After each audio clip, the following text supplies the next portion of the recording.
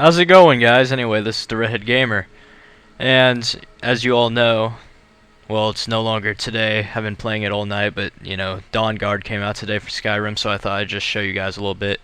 Anyway, there's gonna be massive spoilers, so you know, if you haven't played through Dawnguard and you don't want any spoilers, just get out right now. Anyway, I'm about to show you guys Auriel's bow, and basically, if you get blood-cursed arrows, you can block out the sun, and if you ask me, that is pretty rad.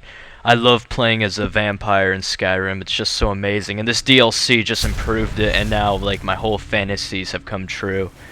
I remember playing in Oblivion as a vampire and always wishing that vampirism was like this, but now, man, my dreams have been true, like I said. Anyway, I'm gonna show you some footage. It's not very impressive, but I thought, what the heck, I might as well show you guys a bit. Anyway, the bats are a perk ability called Cloak of Night. It's the last one in the middle. And basically it just summons a swarm of bats around you, which actually drain health from your enemies and brings it to you. And as you can see here, killing people with the drain attacks and melee bite attacks increases your, what do you call it? Your, wow. You ever have those moments where you forget what you're saying? I've been having those a lot lately. Anyway, as you can see here, oh yeah, your level up bar. It basically increases your level up bar. I also just used Detect Life there, which allows you to see, you know, people. I mean, come on now, Detect Life. How else can I say that? And if you lower somebody's health enough in melee combat, you can actually grab them and bite them, and that's how you drain their blood so you can level up. The easiest way to do this, guys, is to basically just lower their health to where it's like, you know, really small, and then just hold right trigger for a power attack. Basically, when you do that, you should just grab a hold of them and bite them. Sometimes it doesn't work, and it doesn't work on certain like characters. Like, it won't work on Hag Ravens, it won't work on Fulmer. Basically anything that's not a humanoid playable race you won't be able to grab it and bite it, basically. I've tried on multiple things and you can't. The only way you can get blood from those types of creatures is just by using your drain attacks. So we're just gonna go around here slaughtering some Forsworn just so I can show you guys a bit of the gameplay.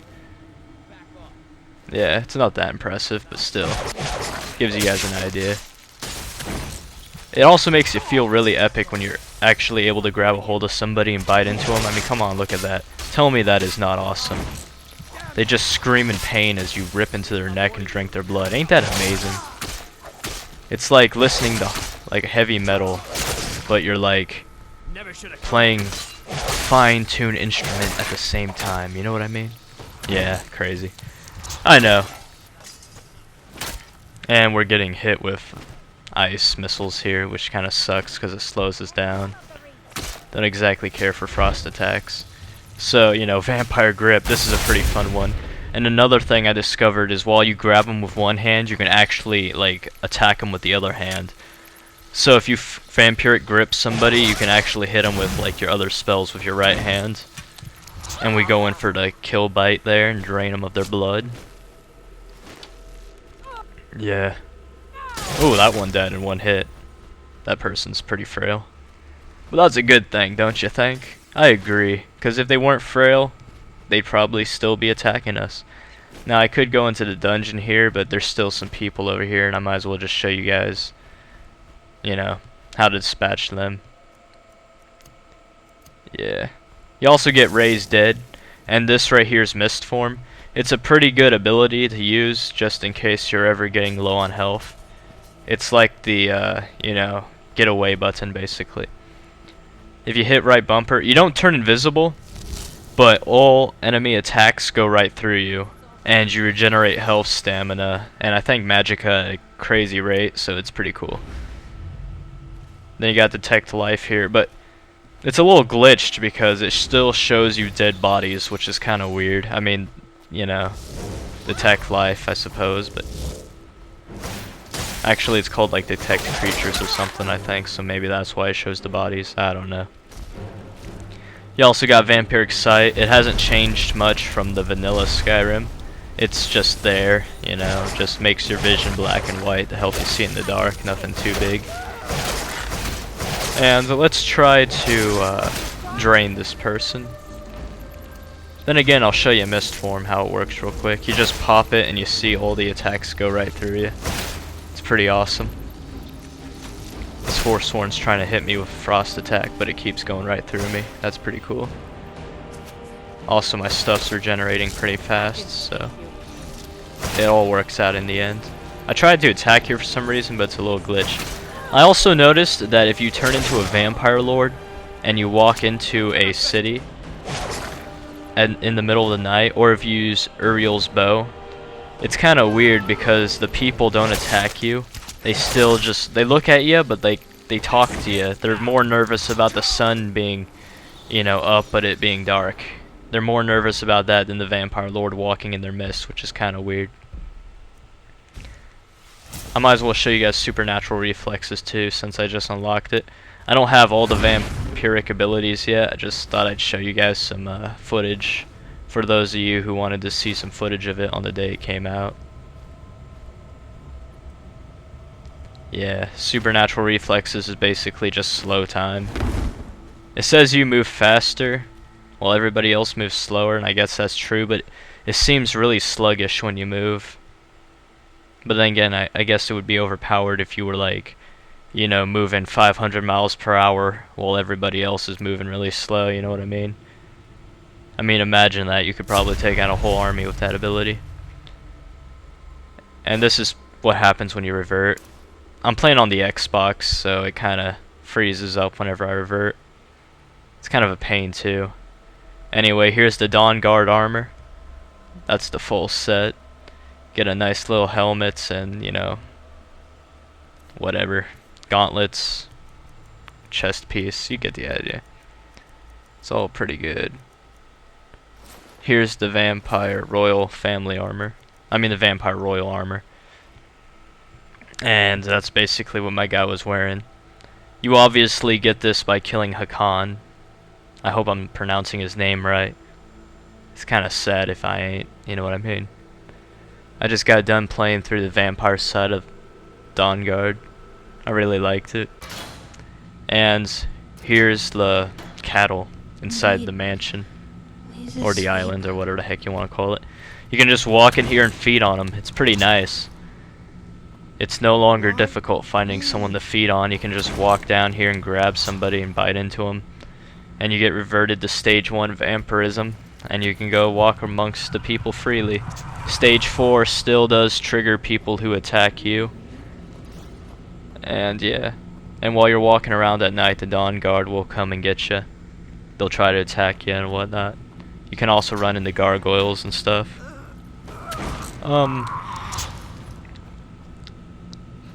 Yeah, surprisingly, when you play the Dawnguard questline, you don't really end up getting into too many conflicts with the Dawnguard as the vampires. I mean, there's some times where you know, they just pop out and they attack, but it ain't like, you know, this is a war between the Dawnguard and the vampires. It's more of a, you know, the vampires are trying to block out the sun, but the daughter doesn't agree with it, which is kind of odd. The one thing that kind of made me mad, though, was they actually found a way to basically make the vampire questline good. What I mean by that is basically you're actually helping Serana stop her father from blocking out the sun. Yeah, it's pretty annoying. I don't know if you make a different choice if you're able to block out the sun, but I don't think so. Anyway, here's the restroom, I suppose you can call it, with all the coffins. You can sleep in them. It's pretty nice. I like it. And yeah, everything's pretty cool. Up here's the cathedral, but I don't think I'm going to show you guys that yet. Just go down through here. And this is now your room. Once you beat the quest line, this whole entire thing pretty much becomes your room. You get a nice little coffin and a bookcase and, you know, just a nice little front room here with a chair near the fireplace and a bunch of other stuff. Nothing real special. And if you go up here, we entered a cathedral. Choosing the vampire side allows you to get 2 companions. You can get a dog, a like death hound or whatever the heck they call them, but you know, those little black dogs. Or you can get Serana, which is Hakon's daughter. And yeah, here's the remains of Hakon. He kinda got wasted. I obliterated him. And yeah, everything's pretty good. It was a pretty fun quest line overall. I liked it. Didn't exactly care for the fact they made the vampire quest line sort of good. You know, I would have preferred to actually block out the sun and lead an army of vampires across the lands, but I guess we can't always get what we want. And it was still good. I still liked it. You know, had a nice story and everything. In fact, one of my friends was actually going to play the hunter side, but he got to the part where you first meet Hakon, and when he transformed into the vampire lord form, he said, you know what, screw it, I am going vampire, and he actually picked the vampire side, which was pretty cool. You know, so it was pretty nice that they did that. You know, nothing much.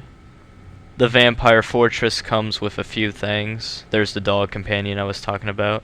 I am at your You can, there's like a few merchants, there's an alchemist, there's a blacksmith, there's pretty much everything you need here. Nice little view of the dining area there. And yeah, you can also now feed on people who are awake if you use vampire seduction on them. And then you just walk up to them and interact with them, and then you can feed from them. It's pretty nice, especially if you're in the wilderness or in a city and you want to feed, but you don't want to like break into somebody's house or something. Just use vampire seduction and feed on them. Simple as that.